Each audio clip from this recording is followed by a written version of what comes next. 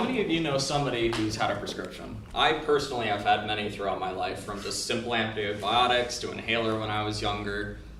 And most Americans, nearly every single one, has had at least one prescription medicine given by a doctor. $370 billion just this year was spent on prescription medicine, ranking America far and beyond the #1 spender on prescription medication. Now, most countries for prescription medication, you only hear about it from your doctor. America, amongst a few other countries, have these direct-to-consumer ads. These ads are the ones that you see on TV for Humira, Lyrica, Cialis, the ones with a million side effects at the end. So, direct-to-consumer ads are actually the #1 source of information for Americans about these prescription drugs. Most people who know about the commercials always wonder why there isn't a price, like there are for cars and other products. So that recently has sparked up a debate in Congress about whether these commercials should be required to show you the price given to the pharmacies that buy these drugs, which might not be the same price you'll eventually pay. So the Trump administration, along with many Republicans, it's somewhat bipartisan, believe that putting the price will increase leverage to lower prices, while the big pharma and other advocates say that putting the price will just mislead people because the price you pay is very different than the price that would appear in these ads. So first, to go over how these are even priced, from Wapner 2017 Newsweekly, she went and covered in a very lengthy article about what makes a medicine cost as it does.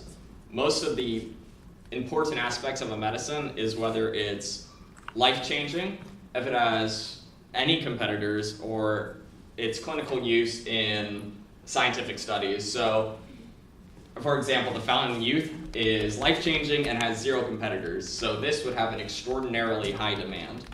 In Sumida and others' article in the Hawaii Public Health Journal, they state that the market for pharmaceuticals is completely based on supply and demand.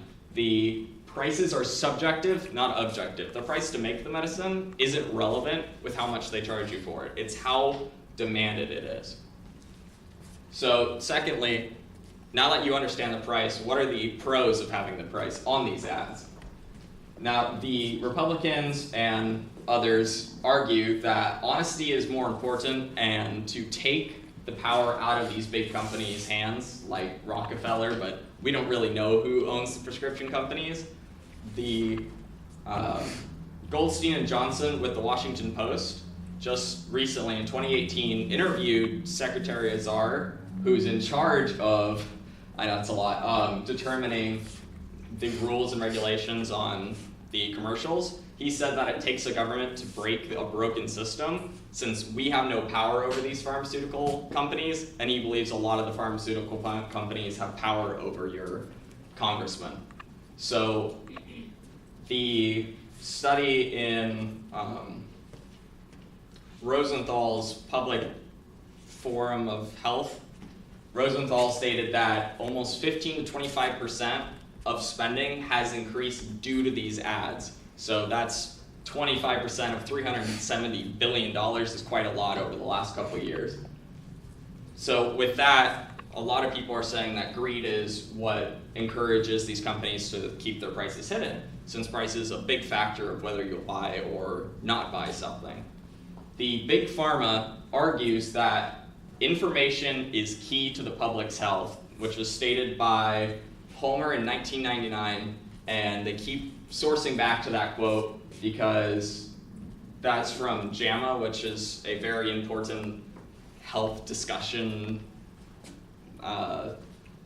academic source, and he says that because of these ads, they're bringing attention to the medicine that people need, and they're getting the information out there that wouldn't otherwise be there.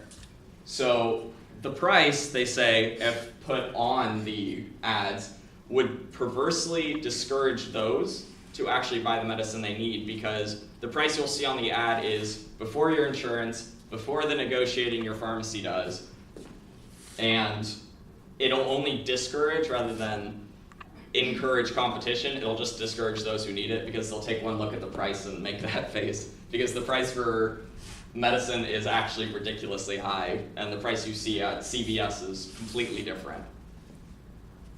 So I talked about whether or how medicines are priced, whether the pharmaceutical price should be placed on these direct-to-consumer ads, or it should not be. And I encourage you to go watch a deep dive by Philip DeFranco about the pros and cons of this and how it's going to move forward, because this is a current topic and legislators are arguing about it right now. Thank you.